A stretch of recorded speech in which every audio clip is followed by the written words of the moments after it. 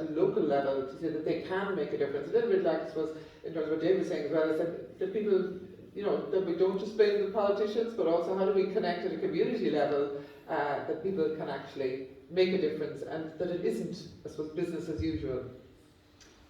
Yeah, I suppose, firstly, there's an expectation that things are overwhelming and that an individual can do very little, because look at what they're doing in China, and whatever I make or whatever difference I make isn't really going to affect the overall picture. But what we have to do is totally change the way that we organise our society, from energy to transport to food.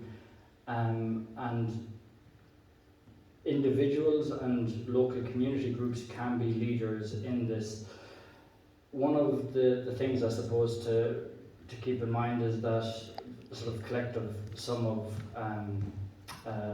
the parts will make the difference here. From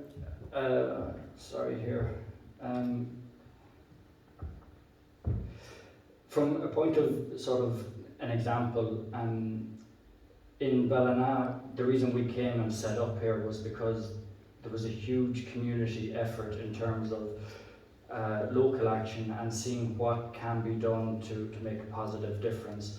And that is from sort of biodiversity groups to different climate actions events like this. And in the case of Ballina, what we did initially coming here, along with groups like the Mayo Centre and the Chamber of Commerce, was to create a collective vision. So we actually started out by saying, what if we set a high level goal, and that's something that everybody can work towards.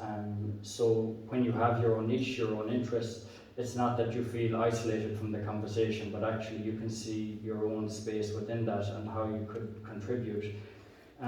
So in the case of Ballina, we set the goal of turning Ballina into Ireland's greenest town, and having that as a high level that both local authority and different community groups and individuals could work towards achieving. And in doing that, we've seen a sort of a domino effect of different events and different initiatives coming forward. And so the first point would be, I suppose, to try and create a common goal, a sort of a framework that everybody can work towards. Going back to an area point that keeps coming back is this idea of beauty, I suppose. Edmund Burke, who was an Irish-British politician, a parliamentarian, had this saying, which was that beauty is the promise of happiness. And I think that's a sort of high-level aspiration that we can all sort of work towards.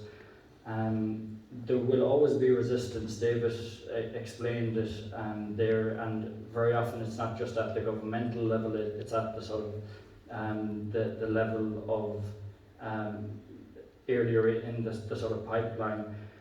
But that resistance will need to be overcome. Hearts and minds are really the main thing we need to tackle here.